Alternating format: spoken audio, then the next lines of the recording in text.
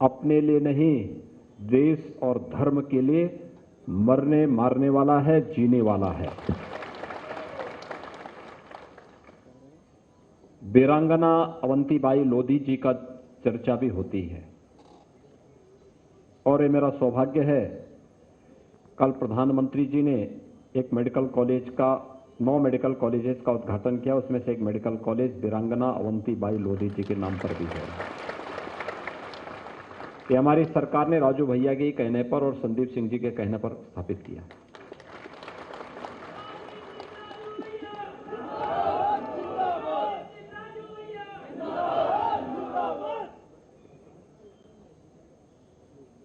एटा में कोई medical college की बात करता था क्या? कभी नहीं। लेकिन आज मेडिकल कॉलेज बना है। स्वर्गीय बाबूजी की भावना थी और राजू भैया ने कहा कि नहीं, यहां बनना ही है। भाइयों बहनों, आज वहां मेडिकल कॉलेज का कल लोकार्पण का कार्यक्रम हुआ है।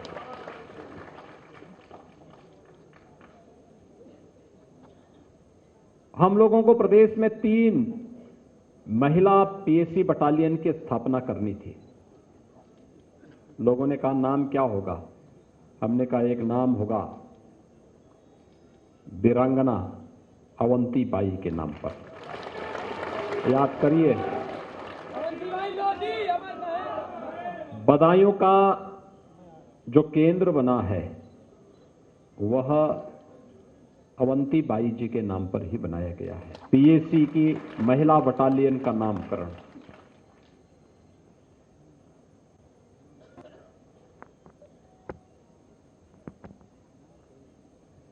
जब स्वर्गीय बाबूजी के नाम पर किसी भवन के नामकरण की बात आई तो मैंने राजू भैया से कहा, मैंने कहा आपका काम नहीं भैया, हमारा काम है। क्योंकि कल्याण सिंह जी ने अपने परिवार के लिए नहीं जिए थे, इस देश के लिए और धर्म के लिए उन्होंने जीवन जिया था। और इसीलिए हमारा अत्याधुनिक कैंसर अस्पताल लगभग 1200 करोड़ रुपए की लागत से बनकर के तैयार हुआ। हमने कहा इसका नाम स्वर्गीय कल्याण सिंह कैंसर संस्थान होगा। उत्तर प्रदेश का सबसे बड़ा संस्थान है, वो सबसे बड़ा संस्थान है। अत्याधुनिक सुविधाओं से युक्त है और बहुत शीघ्र वहां पर स्वर्गीय कल्याण सिंह जी की एक भव्य प्रतिमा का स्थापना का कार्यक्रम भी होने जा रहा है। ऐसे ही अभी हम कुछ ही दिनों में मैं बुलंदशहर आने वाला हूं। वहां के मेडिकल कॉलेज का नामकरण भी हम लोगों ने स्वर्गीय कल्याण सिंह जी के ही नाम पर कर दिया है। अत्याधुनिक मेडिकल कॉलेज बनेगा। भाइयों बहनों, देश और धर्म के लिए जीने वाले, अपना जीवन समर्पित करने वालों के प्रति समाज सदैव इसी कृतज्ञ भाव के साथ नमन होता है, अपनी श्रद्धांजलि अर्पित करता है। और स्वर्गीय बाबूजी के प्रति समाज का, सरकार का यही श्रद्धांजलि है। आज आप सब यहां पर आए हैं। हमारे प्रदेश अध्यक्ष जी ने कुछ बातें आपके सामने कही। मैं अपने विधायक श्री कैलाश राजपूत जी की भावनाओं को भी समझ रहा था। भाइयों बहनों, दलीय सीमाओं से ऊपर उठ करके लोग काम करते हैं, लेकिन जब कोई आपराधिक मानसिकता के साथ कार्य करता है तो उसी संकीर्णता के दायरे में रह करके सामाजिक ताने बाने को छिन्न भिन्न करने का कार्य करते हैं, जैसे 2017 के पहले प्रदेश में देखने को मिलता था। इन लोगों के लिए समाज मायने नहीं रखता, देश मायने नहीं रखता, कि देश की कीमत पर राजनीति करते हैं। ये लोग सामाजिक ताने बाने को छिन्न भिन्न करते हैं और जब पर्व और त्योहार आता है तब दंगाइयों को प्रोत्साहित करके कर्फ्यू लगाते हैं। यही तो होता था 2017 के पहले प्रदेश में। तब हर तबका परेशान था। क्या नौजवान, क्या किसान, क्या बहन बेटियां, क्या समाज का प्रबुद्ध जन, व्यापारी हो या कोई भी समाज का व्यक्ति हो, हर एक व्यक्ति तबाह होता था, परेशान होता था।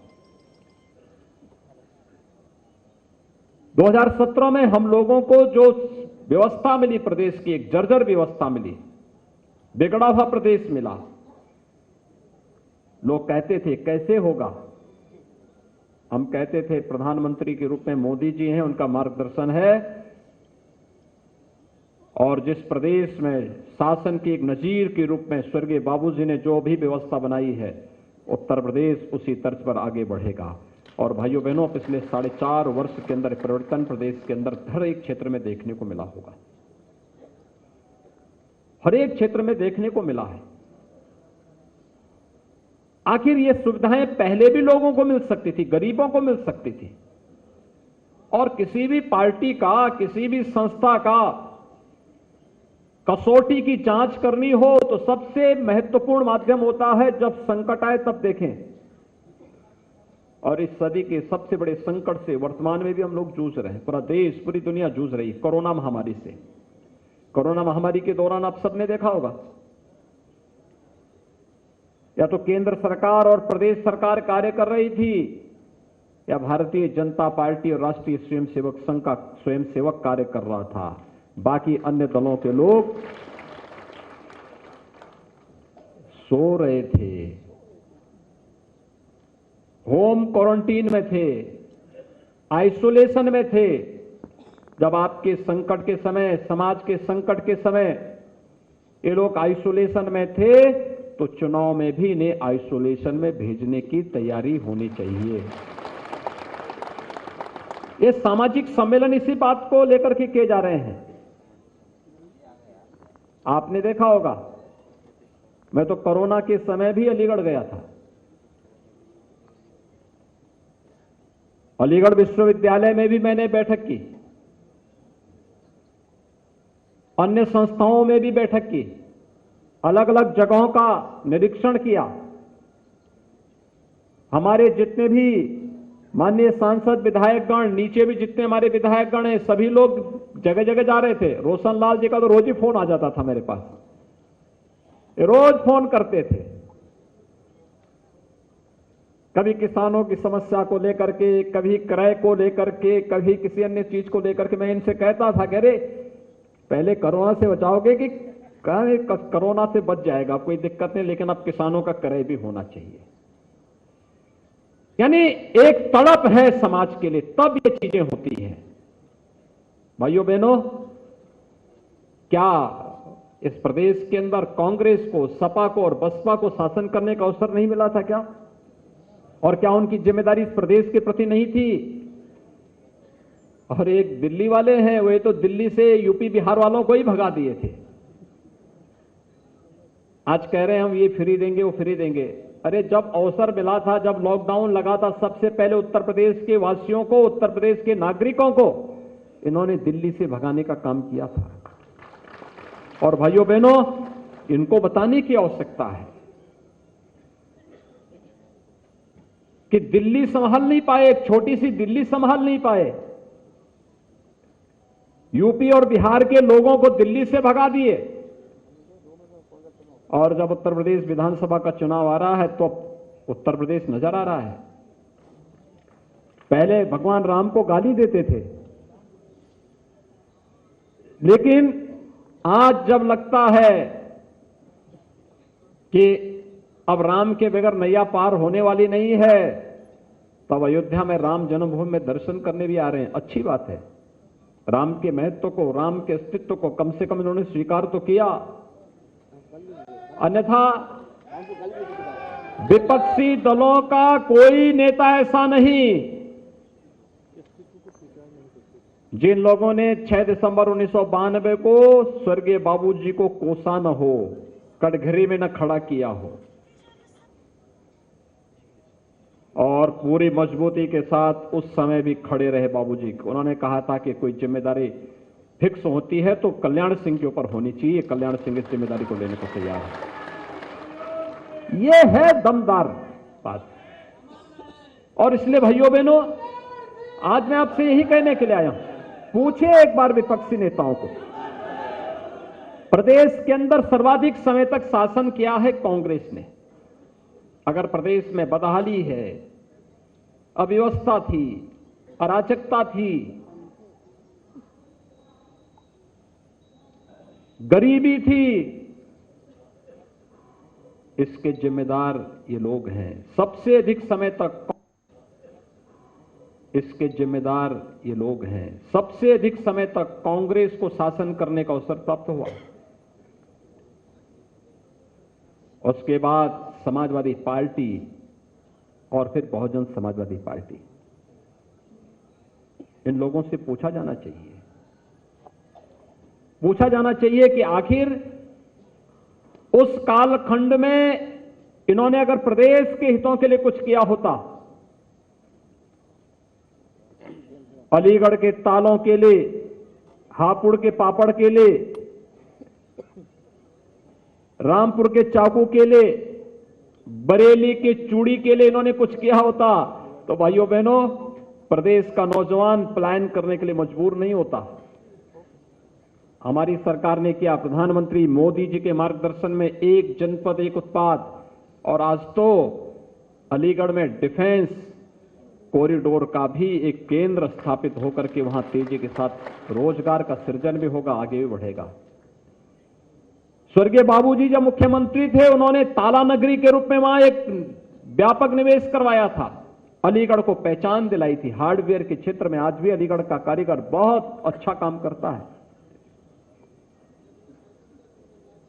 सपा ने क्या किया, कांग्रेस ने क्या किया, बसपा ने क्या किया, इनसे पूछा जाना चाहिए।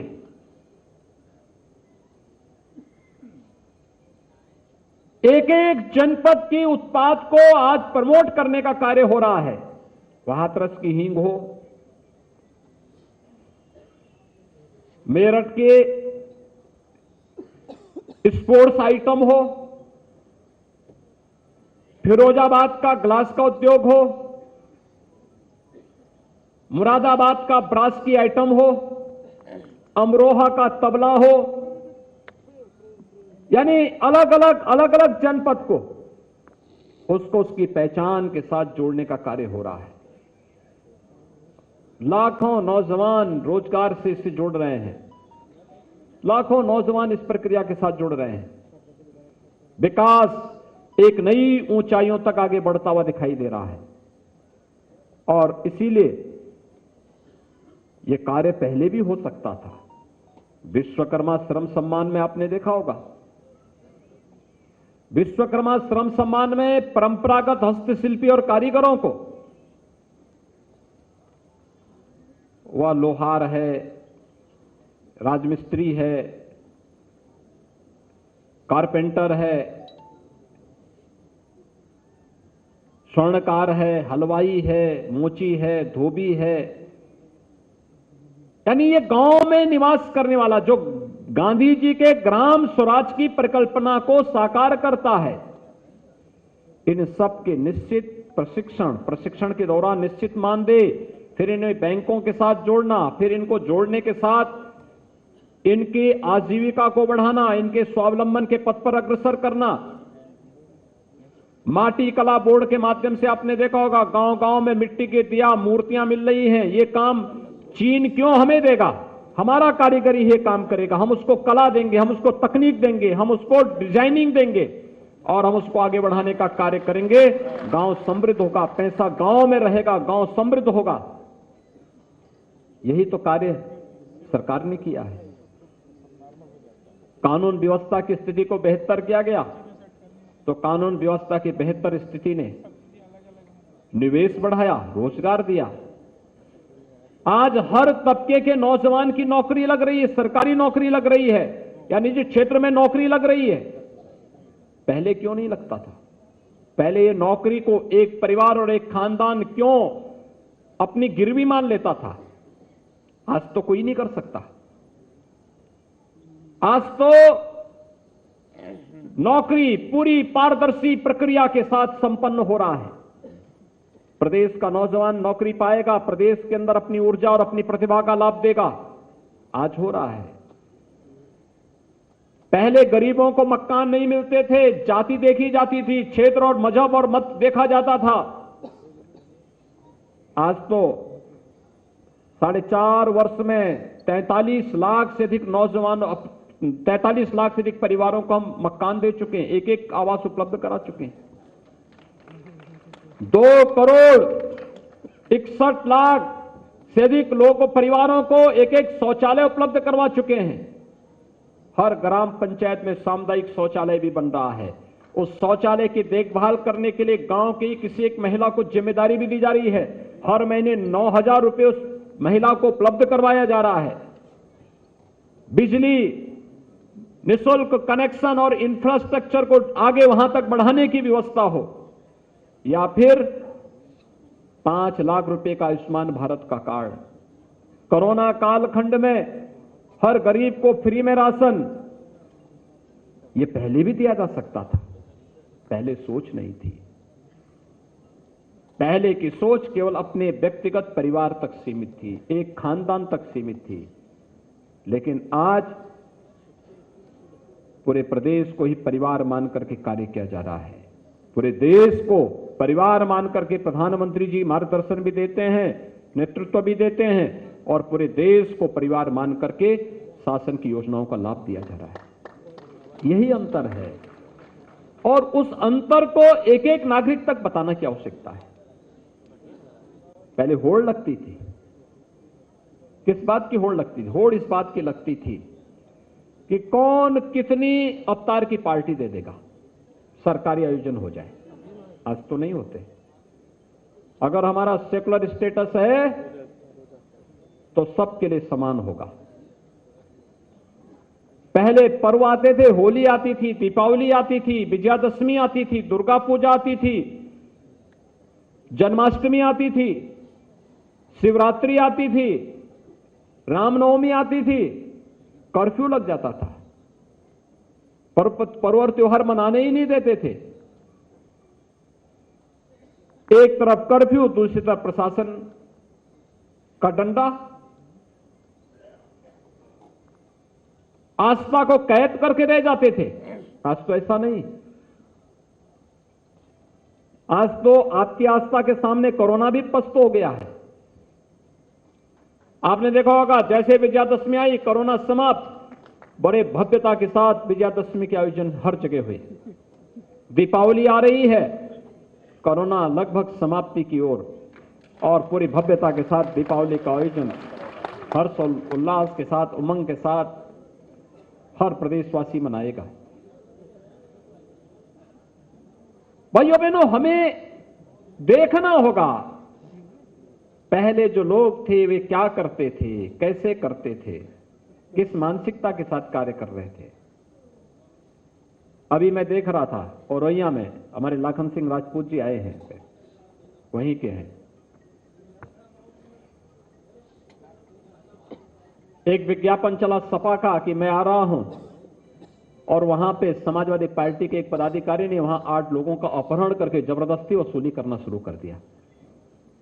तो लोगों ने कहा, रे क्या विज्ञापन का मतलब यही है? उन्होंने कहा, हाँ, मैं आ रहा हूं का मतलब अपहरण, गुंडागिर्दी, लूटपाट, अराजकता, प्रदेश के अंदर अव्यवस्था और दंगाइयों को फिर से प्रोत्साहन कर देना। भाइयों बहनों, ये नहीं हो पाएगा।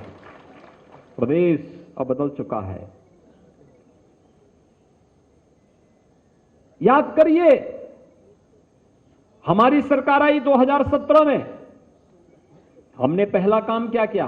किसानों का कर्ज माफ किया। मैं बहन और बेटियों की सुरक्षा के लिए एंटी रोमियो स्क्वाड का गठन किया। प्रदेश के लिए हम लोगों ने नई नई स्कीम के साथ हम आगे बढ़े थे। और समाजवादी पार्टी की सरकार 2012 में जब बनी थी, उसने क्या किया मालूम है? पहला काम क्या था? राम जन्मभूमि पर आतंकी हमला करने वाले आतंकवादी के मुकदमे को वापस लेने वाली कार्रवाई को प्रारंभ करना। और दूसरा कार्य उस सरकार में हुआ था, कोसी कला का दंगा। और जो सिलसिला शुरू हुआ, अंतहीन सिलसिला था, हर तीसरे दिन एक दंगा, हर तीसरे दिन एक दंगा।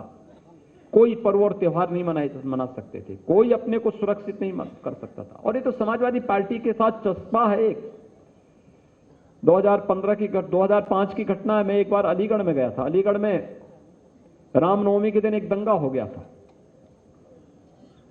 और तब भी मैं देखता था कैसे समाजवादी पार्टी दंगाइयों को प्रश्रय देती है। भाइयों बहनों, इन राजनीतिक दलों के वास्तविक चरित्र को समझने की आवश्यकता है। और आप अपने समाज के प्रबुद्ध हैं।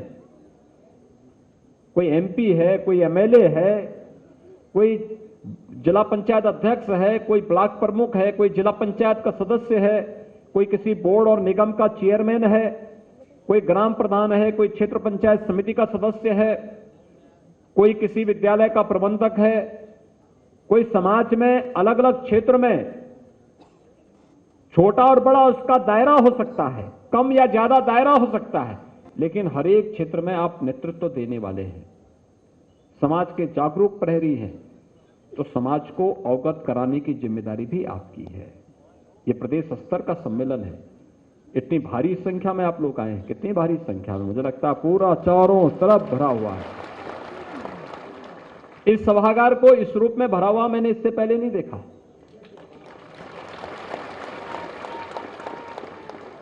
इस रूप में उत्साह देखने को पहले नहीं मिलता था।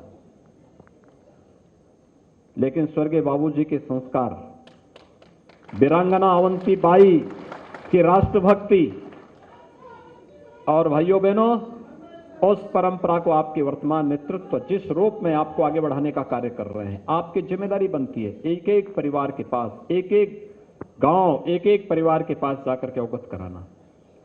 और अभी से तैयारी, 2022 की तैयारी, ये चीजें अगर हम लोग करते हुए दिखाई देंगे तो समाज का भी, देश का भी और धर्म का भी कल्याण होगा, सबका कल्याण होगा। सब लोग एक अच्छी दिशा में आगे बढ़ेंगे, सुख और समृद्धि की दिशा में आगे बढ़ेंगे। और उस सुख और समृद्धि के मार्ग पर आगे बढ़ने के लिए हम सब प्राणपण से कार्य करेंगे, इस विश्वास के साथ। आप सभी, दीपावली के पहले हर व्यक्ति व्यस्त होता है, कोई खरीदारी के लिए, कोई अपने घर की साफ सफाई के लिए, कोई खेती बाड़ी के दृष्टि से व्यस्त रहता है। और आपका समाज तो वैसे भी खेती किसानी पर बहुत ध्यान देता है, बहुत ध्यान देता है। और भाइयों बहनों, समाज की चेतना को जागरूक करने में मातृभूमि की भी रक्षा करता है, मातृभूमि की भी सेवा करता है, और मातृभूमि की सेवा के साथ ही राष्ट्रभक्ति के साथ भी अपने को आगे बढ़ाता है। ये दोनों गुण उसके साथ कूट कूट करके भरे हुए हैं। इसलिए इस सभी व्यस्तताओं के बावजूद आप यहां पर आए हैं। आपका मैं एक बार फिर से अभिनंदन करता हूं, स्वागत करता हूं। आप सबको दीपावली की मंगलमय शुभकामनाएं देते हुए मैं आज के इस सम्मेलन में स्वर्गीय बाबूजी को विनम्र श्रद्धांजलि अर्पित करता हूं। वे आज हमारे बीच में नहीं, लेकिन उनका कृतित्व निरंतर एक नई प्रेरणा प्रदान करता रहता है, एक नई प्रेरणा, एक नई ऊर्जा देता है। और उस ऊर्जा के साथ सभी को जुड़ने की आवश्यकता है। आप सबके प्रति मेरी शुभकामनाएं। धन्यवाद।